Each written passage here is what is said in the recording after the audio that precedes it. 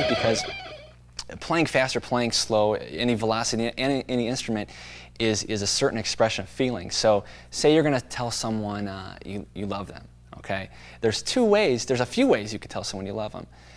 You could say, I love you very slowly and softly, you know, very tenderly, or, you could just become overwrought with emotion and, I love you,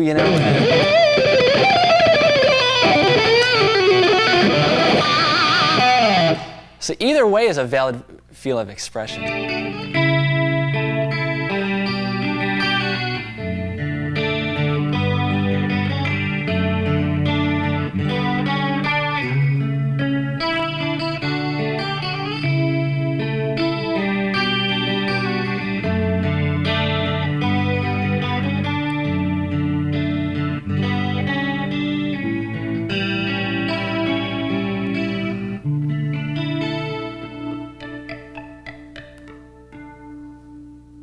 Something like that. Yeah.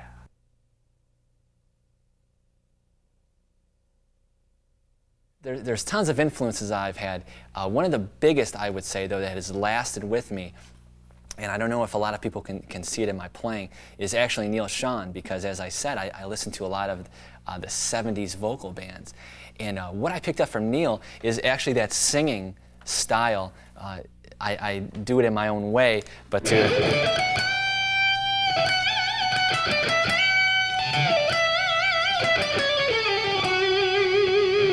that's one of the greatest things about Neal Schon is that you could actually, if you listen to Raised on Radio, you can hum every solo. And just about anything he's done with Journey, you can hum a piece of it or the whole solo. So that's when you're playing music and not just kind of guitar masturbating, so to speak. I went through a lot of the speed guys early in my development. And I think it's a good thing to, as I said, be influenced by a lot of things. So, of course, I think a lot of guys are influenced by Yngwie. But I think Yngwie did a lot of good for guitar, although a lot of people sometimes would disagree with that. I think he made people reanalyze technique, that everything doesn't have to be in a pentatonic box.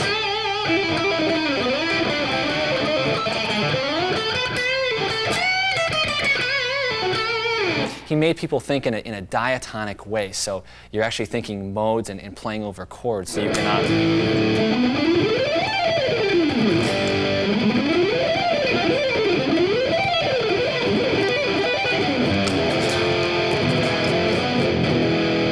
He brought in a lot of, obviously, the arpeggios.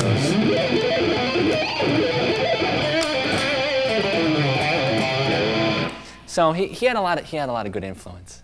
I listened to Brian May a lot growing up, and what I picked up from Brian is a very, I guess orchestral is the only way I could think of it. Very structured solos that made a lot of sense.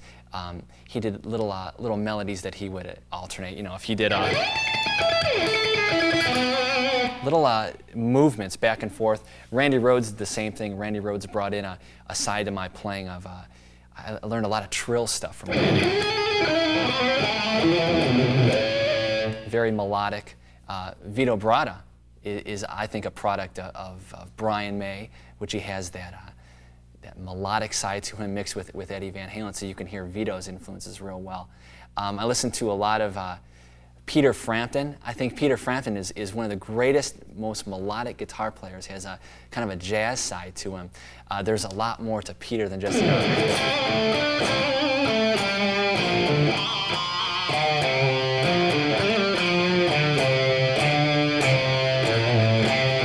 And if you notice that, probably everyone can hum that riff. What a memorable riff it was. Michael Schenker was a great influence with me. He had this very articulate picking style that I thought was just absolutely fantastic. He would, on a pentatonic scale, especially anything that I do in a pentatonic where I slide down, had a real muted style too. So I can tell Michael Schenker anywhere, anytime, any day. So he's a great influence on me. When you're approaching songwriting, you can rely on A, the melody, or be the rhythm. So especially on this new album, we have a lot of different kind of groove sort of songs. There's one called "Ain't No Thing," and the whole groove is just very simple.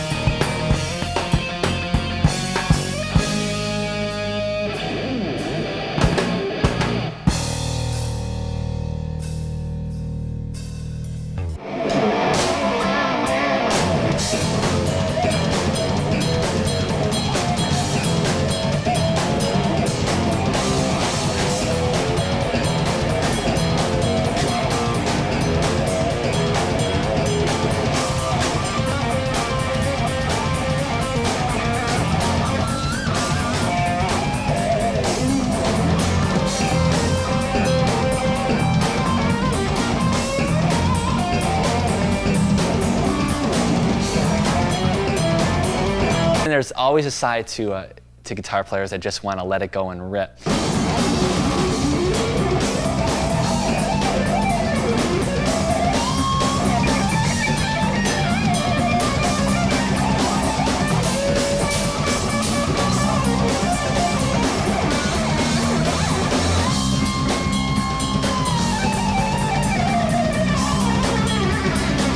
Off the new album, we have a song called "The Joof."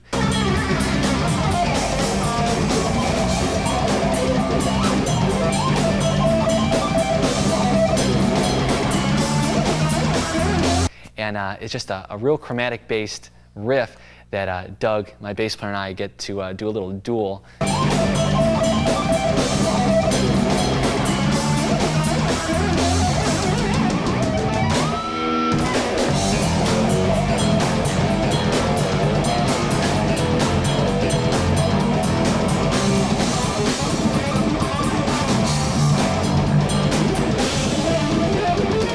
But the riff is just basically in G.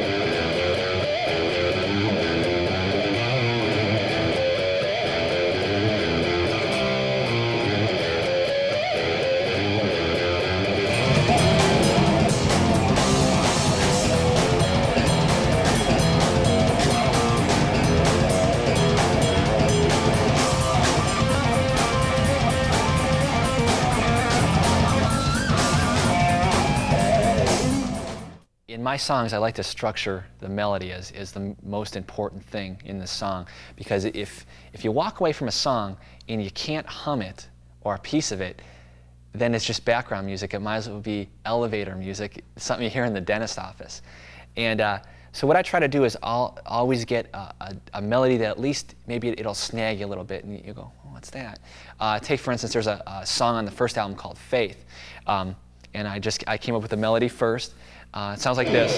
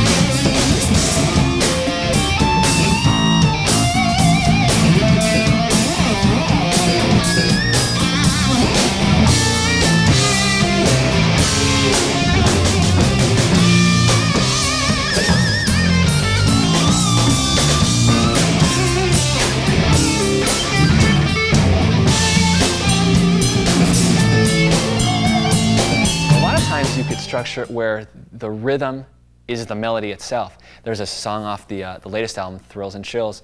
The song's called Red Meat. It's something, the guys were joking one day, I cut red meat out of my diet, so of course we're going to call the song Red Meat. And so the rhythm itself is the melody.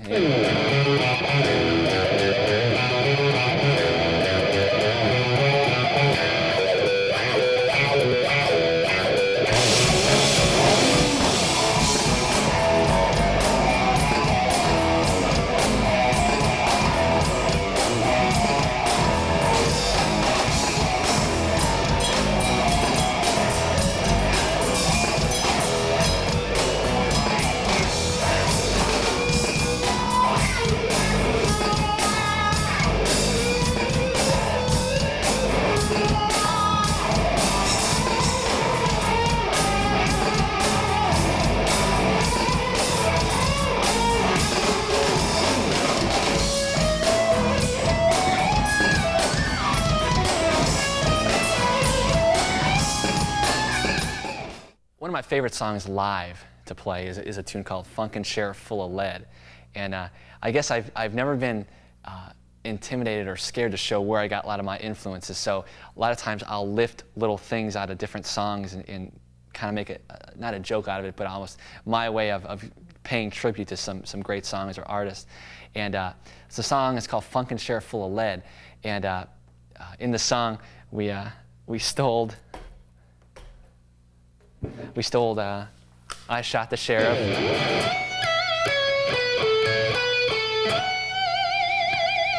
There's a riff in there from that, and there's a Zeppelin song. I can't remember what it is. It's there's a little 3-chord chromatic riff. It goes.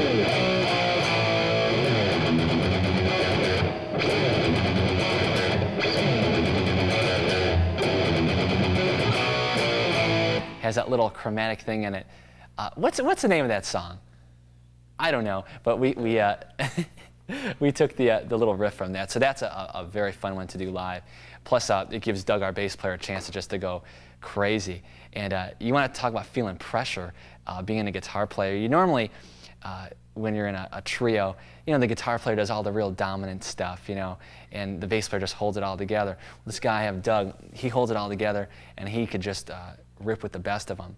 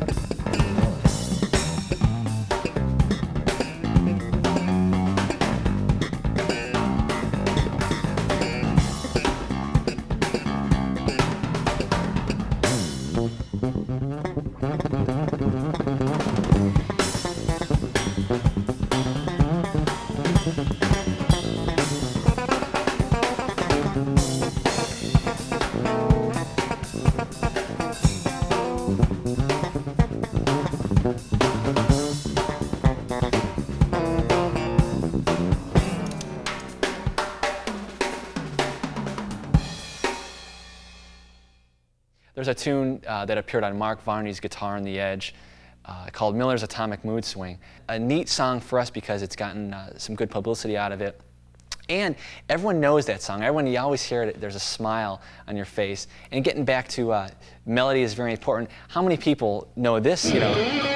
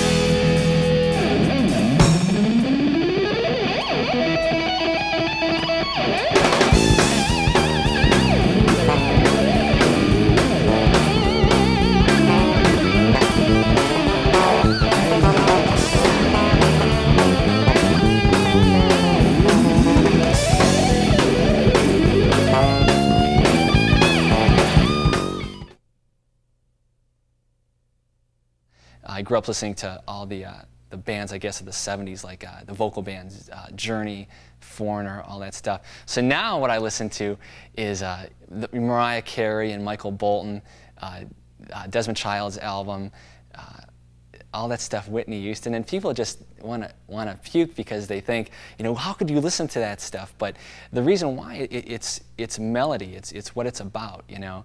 And to hear a good melody says way more than, you know, that. And take, for instance, Still Got the Blues by Gary Moore. What a great melody.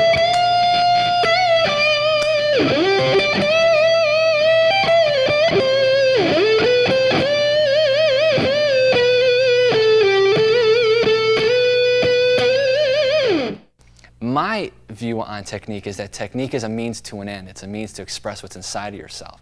So there should be no such thing as a slow guitar player or a fast guitar player, because you should just be a good guitar player or a musical guitar player.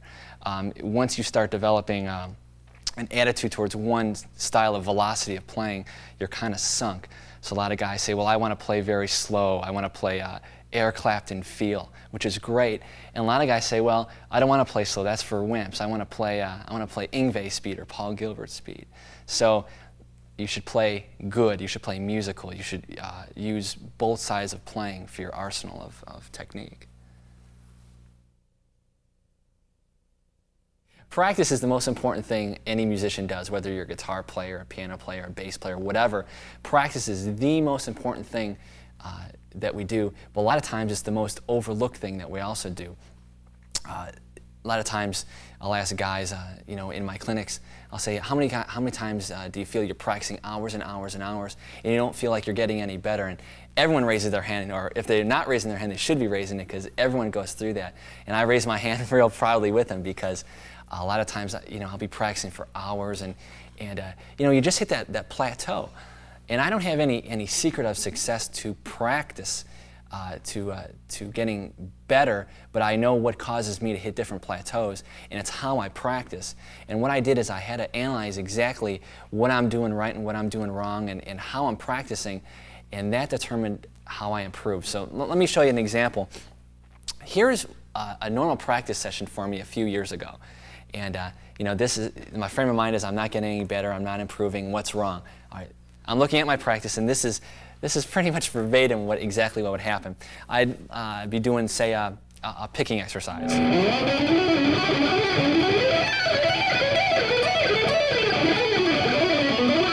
And all of a sudden,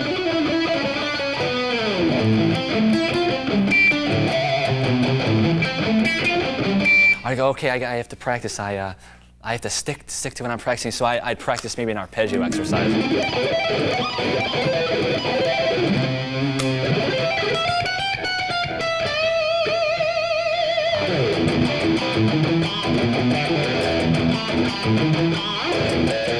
And I start playing a song or something like that. And what I discovered about myself is I had no attention span anymore. I would start practicing a little riff, and my mind would wander, and the whole practice session would be a stream of consciousness. So I never worked on anything in particular, and I just kind of bopped from idea to idea. So what I do now is I think what most teachers advocate is I call it the timed method of practice. And what that is I'll practice something just for a very, very short time. And it doesn't matter if I have 5 minutes or 5 hours.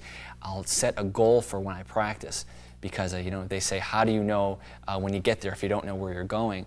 Well, how do you know if you're getting any better if you don't know what you're striving for or aiming for? So what I'll do, if I have, say, 10 minutes, I'll practice one specific thing to the exclusion of anything else. So if I was going to practice picking, I would practice picking.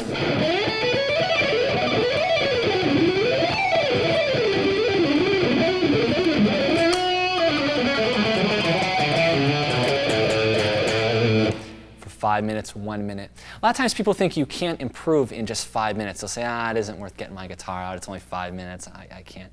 5 minutes can make the difference in any riff if you dedicate your time to it. A lot of times I'll try to psych myself out now too. When I'll get back to the hotel room or my house, I'll always set my guitar on the bed or against the wall, because being a guitar player, sometimes we're a little bit lazy. That guitar case, the lid is real heavy to open up and lift that guitar out and actually plug it in. So when I come into the house or into the hotel room after playing a gig or something, I'll take the guitar while I'm up and I have the energy and I'm not lazy, plug it in and set it on the bed with a pick. Of course, it's very important, because if you have to go look for a pick, you're not going to practice. So I'll always put the pick in the strings, and I'm always ready to practice. One thing that kind of developed out of bad practice habits and watching TV is this little piano style I have, and it sounds like this.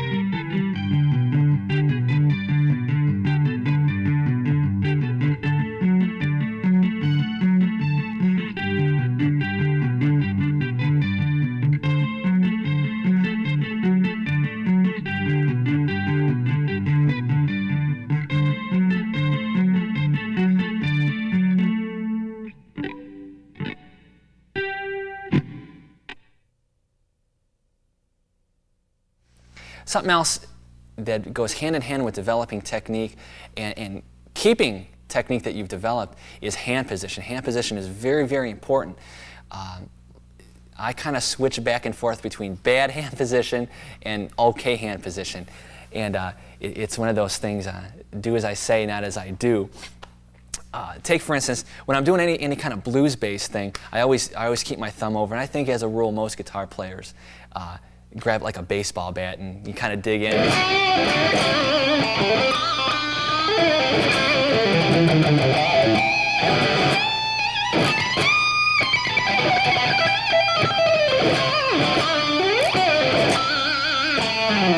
Something like that. But now what happens when you go to play kind of a technical riff? What happens to your thumb? Well, what should happen is it should come right down to the middle of the neck. And the reason that is try playing something, playing something with your fingers trying to stretch. So say you're doing something like this with your thumb over. That's about as far as you're going to get your hand. But now, if you bring your thumb down, all this is open now. It's all fair game. So especially if you're doing just some picking stuff.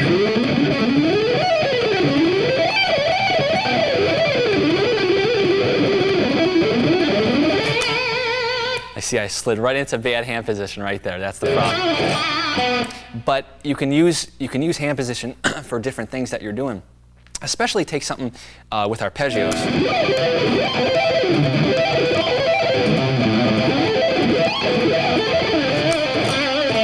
A lot of times when you're playing arpeggios,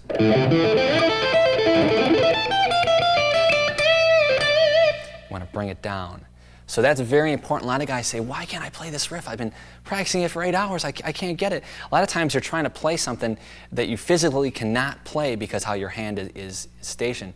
Also stuff that seems very simplistic, like playing on the tips of your fingers. If you're trying to play a speedy little riff and you're playing on the fleshy part of your fingers, a lot of times that's the kiss of death, so to speak, if you're trying to do a riff like on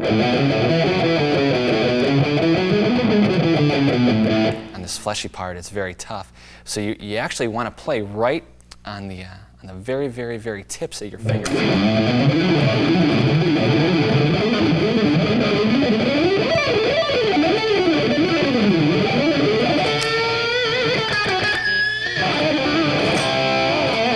Once again, switching different hand positions for different styles.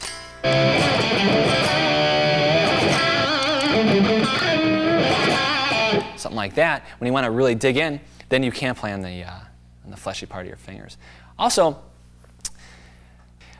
what you're going to be missing when you play with your amp off, just playing acoustically on an electric guitar or an acoustic guitar, is the muting process of muting out strings that ring over and muting out little harmonics and stuff like that. It's very important actually to alternate between the two. It's a very good point to take note of because when you do plug into an amp, then it is going to sound kind of wild and crazy.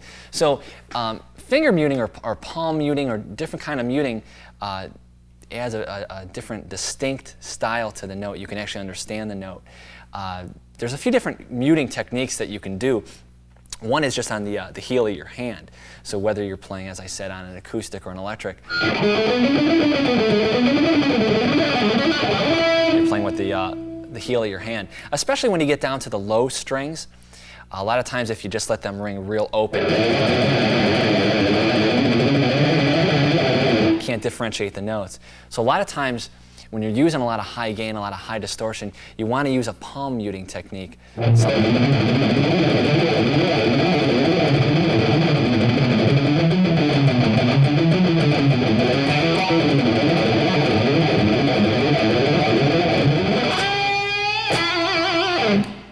All I'm doing is the scale I'm playing is this. How I do it is I put it right over the kind of the pickup right here. I don't put it right on the Floyd because it'll just bend it out of tune. So the difference would be this or this. Now when you add a lot of high gain to it, or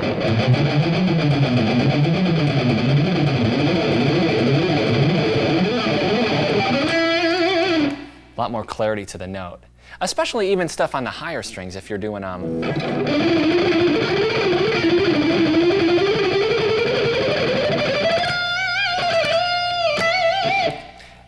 little palm muting always helps to clarify the note, make it a little bit more articulate. Also, you can mute the string, get out some extraneous noises by using this hand actually. If you're doing some maybe a scale such as this.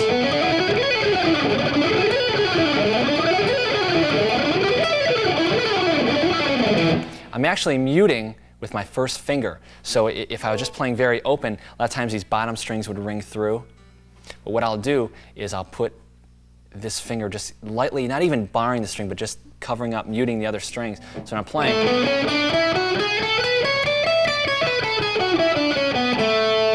nothing rings out from underneath. So a lot of times people only think muting comes from the right hand heel, but a lot of times it has to do with the left hand first finger. So I use a lot of that actually.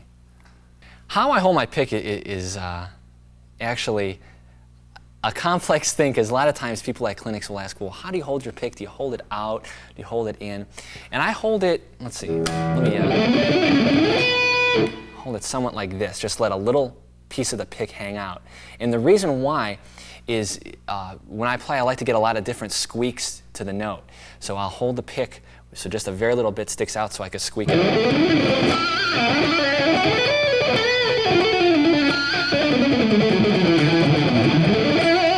I noticed if I hold the pick a little bit too far out, I can't get a lot of accuracy in it.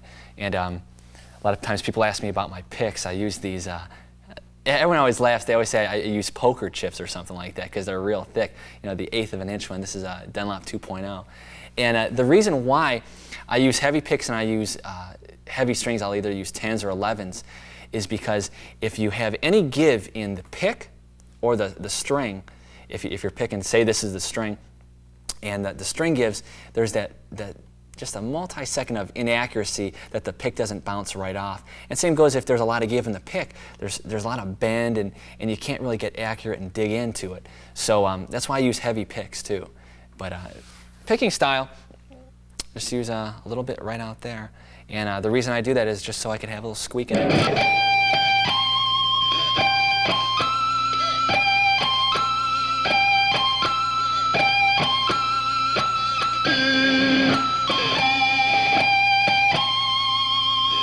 And the cool thing about that is a guitar has so many harmonics to it that if you squeak it, or chicken pick, or whatever you want to call it, in a different place, you're going to get a different note. That's why some of the coolest Van Halen riffs take an opportunity with that, because you can hear the whole gamut of harmonics in there. So that's kind of neat, squeaking. Sweep picking. A lot of people have a misconception about sweep picking, that it's a cheater's way to do things. And actually, in sweeping, it's continuous down or continuous up, and yes, you are picking every single note. The thing that a lot of people fall into a trap with it, and I do on occasion too, is when you sweep, a lot of people just get the first and the last note in it. So they'll sweep, they'll go, and you'll hear that first note real good, and you'll hear that last note real good, but all the notes in between seem to be left astray. So my advice for sweep picking or doing any kind of arpeggios is always play it very slowly, as you should, you know, if you're picking or anything like that. So if you're doing an A major arpeggio,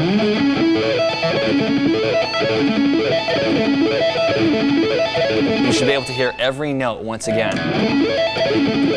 Doesn't this sound better than this? The two-note sweep. A lot of times sweep picking intimidates a lot of people because they'll see a lot of shifting all over the neck and crazy moves and, you know, stuff like that.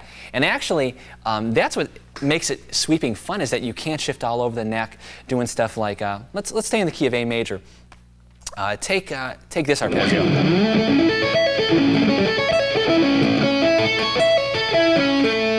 Now take this A major arpeggio.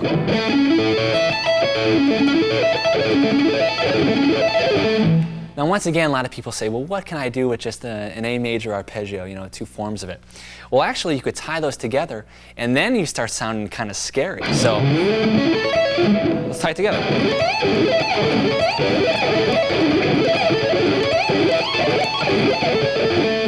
Slowly, it sounds like this.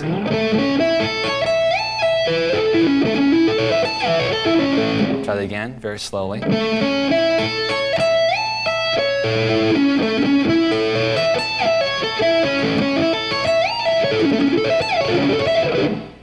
That's that. So you can also have a lot of fun with arpeggios, adding other notes into it. You can do little chromatic things within it to kind of give a new flavor to it. Say you were doing an A minor arpeggio.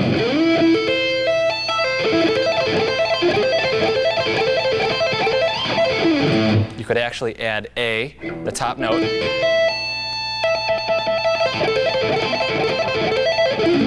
You can add two top notes, an A and a C in this case. Or, if you want to get really fun with it, you can add a little chromatic run in there.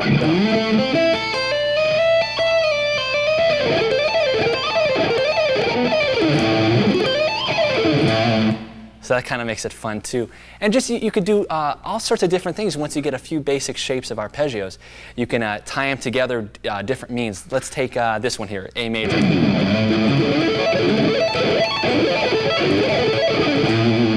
And all of that bunch of sweeping mess is this.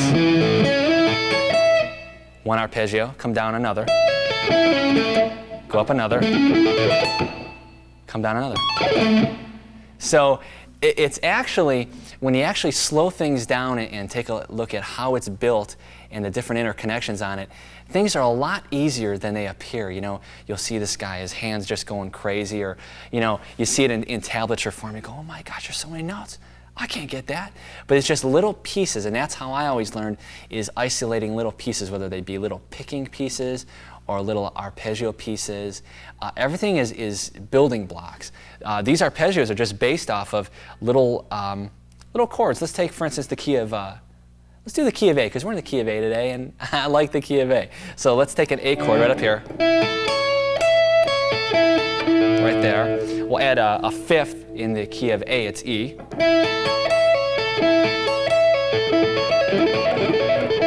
So the whole basis for that whole long run that I just did is just this one little building block.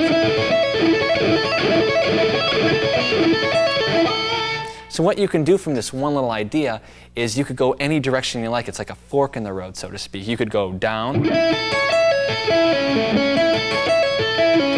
You could go farther down. You could go one way and then the other.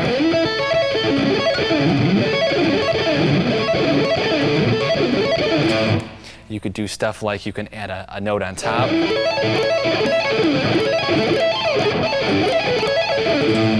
So it's Arpeggio Helper. It's not as hard as people think. People have this mystical view of that you have to do all these great mystical things and pray to the technique God every night. And a lot of people think, I could never do that. And that's totally wrong. It's just taking little steps and building upon each step to a final goal. So take, for instance, everyone always goes into a guitar lesson, and I always like to ask how many people take guitar lessons, because I really believe that guitar lessons are a great thing to do. And if I went into my guitar teacher and I said, I want to be able to play like Paul Gilbert or Yngwie, or just I want to be a technical monster, what do I do? And he said, okay, Neil, sit down. Here, I'm going to give you 6 notes, and these are the 6 notes. And he said, they could be any 6 notes. They could be, but for today, let's use these 6 notes. And he gave me this. I said, okay, Neil, I'll see you next week. That'll be $10, thanks. And I think I got ripped off, because what can you possibly do with 6 notes? Does Eddie Van Halen use 6 notes to sound like he does? And actually, it's kind of strange, because technique is built off of little things, like I just said. So take these 6 notes, go home depressed, work on these 6 notes, and develop each day. So say, for instance,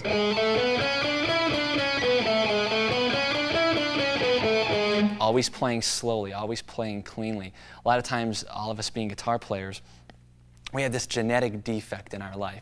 You know, we go into a music store and we plug in to the amp and we turn on 10 because we always want to impress the salespeople at the store.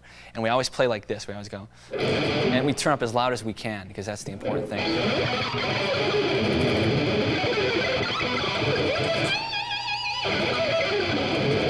And what you're doing is you're finger noodling. So the point there is if you're playing fast or playing slow, you want to articulate every note, you want to understand every note. So and able to do that, you want to play slowly and slowly develop this. So let's take this phrase, let's develop a little bit faster.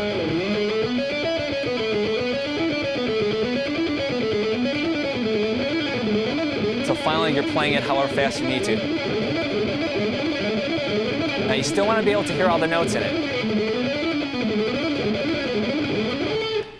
Okay, you've got this exercise, you pay $10, probably by the time you have it that fast, you paid $50. Now what do you do with it? Can you actually make exercises into music? There's a song on my first album called Climb the Alps, and one of the phrases sounds like this, and all it is these 6 notes moving around the neck. So take for instance, here's the 6 notes. Okay, now here's the riff out of the tune.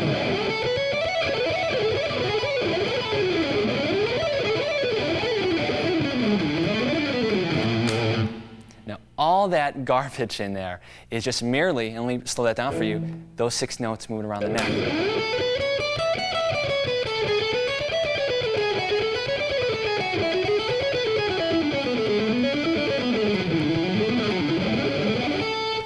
So the key here is never to underestimate the exercise because you could move it around a lot. I think every guitar player at one time or another has done the dreaded 1, 2, 3, 4 exercise. And I would go home from my lessons and I'd say, boy, I want to learn how to play Van Halen stuff, not 1, 2, 3, 4. And 1, 2, 3, 4 being... And there's just a whole gamut of 1, 2, 3, 4 exercises you can do. You could, you know...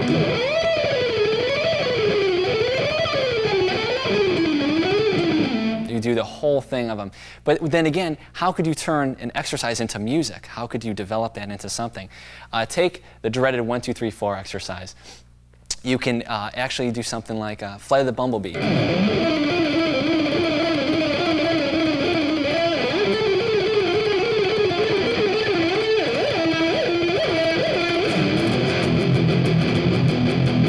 That's the heavy metal version of Flight of the Bumblebee. But you could do crazy stuff. Also, take another exercise that probably we've all done. Take something like this.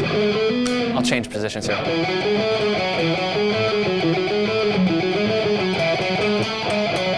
A little 4-note phrase.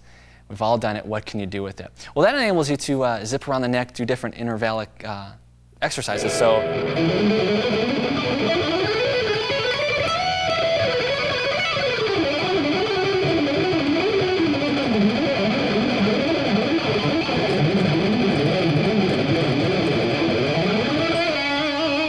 And once again, all that is just moving that around.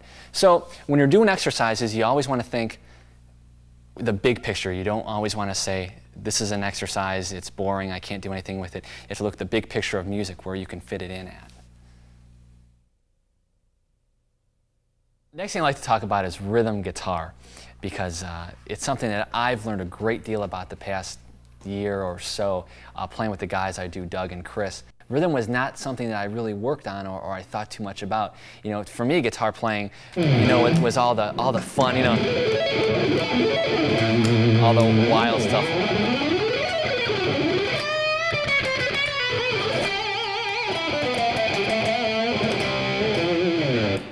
You know, who worries about rhythm when you can play lead, right? You know, or I always thought the rhythm guitar player in every band was, well, he was obviously the guy that couldn't play lead, so they bounced him down to rhythm, and then if he couldn't play rhythm, well, then they always bounced him down to bass, and then if he couldn't play bass, then he was a roadie or something like that. But obviously that's not how it is. I found out the hardest thing for me was actually playing rhythm. If I had to do a difficulty meter on what's tougher for me, if you asked me if it was tougher to do something like that,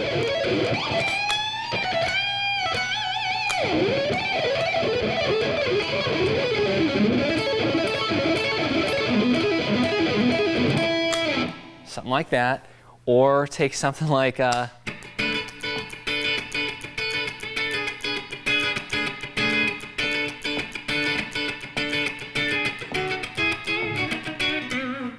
would have to say the second one is the hardest one for me, because so many guitar players spend so many hours in their bedroom just practicing these scales and these arpeggios and these exercises, and lose the feel of what it's meant to do, which is play music, and music is based off a rhythm. So something very tough that it took me a while to get with the drum machine, just something very, very basic like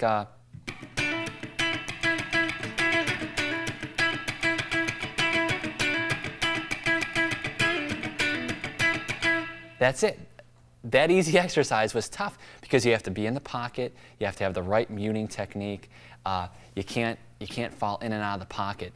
So it was so funny, I was doing my last album, Thrills and Chills, and you know, the solos I would just burn through. It wasn't a big problem. You know, it would come down to doing something like a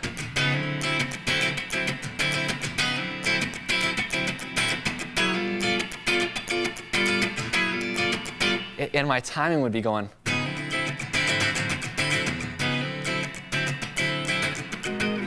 and I would fall in and out of the pocket so much, it was unbelievable.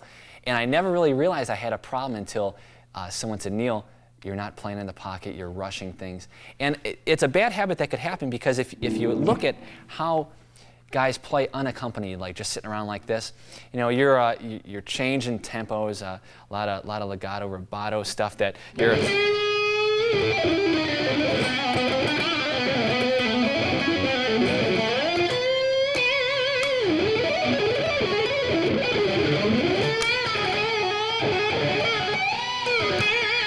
so just in that 10-second thing, you know, you change tempos, you're going by just free-form stuff, but to actually lay it down and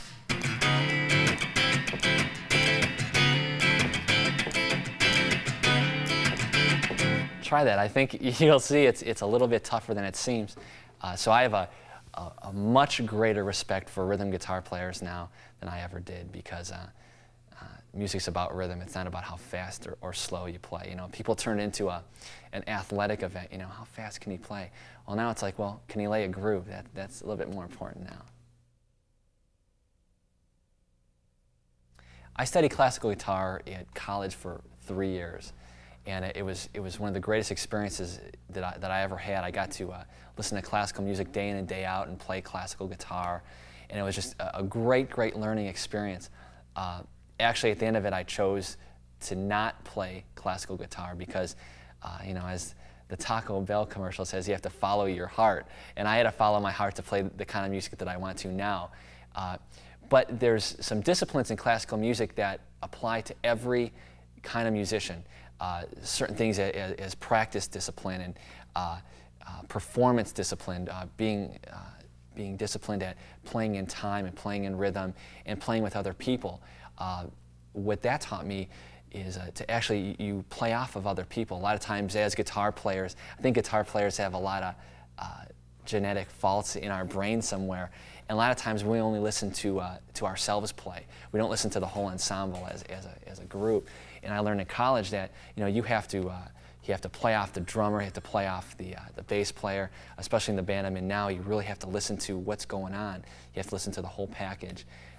Some other really useful things I learned in college with classical guitar was the theory of it, how notes and keys fit together. I think a lot of guys have a mentality, which I did, you know, that, well, I know a pentatonic scale and I could play 3 chords, let's play rock and roll, you know. And I guess that's what rock and roll is based off of. But to actually go beyond that, it does take an education. So I highly stress taking lessons, you know. You could take lessons from people that don't even play guitar, believe that or not, you know. You could take lessons from a piano player, a clarinet, a sax player. Any kind of music you can learn something from. And don't be surprised if you learn something off of one of your students, if you're a teacher, and a student will come in and say, you know, I've got this riff, but I don't understand how it works. And that naive attitude towards the guitar, maybe he'll come up with something very fresh. I went from a band that had 4 pieces, being guitar, bass, drums, and keys, to one now that's just a trio.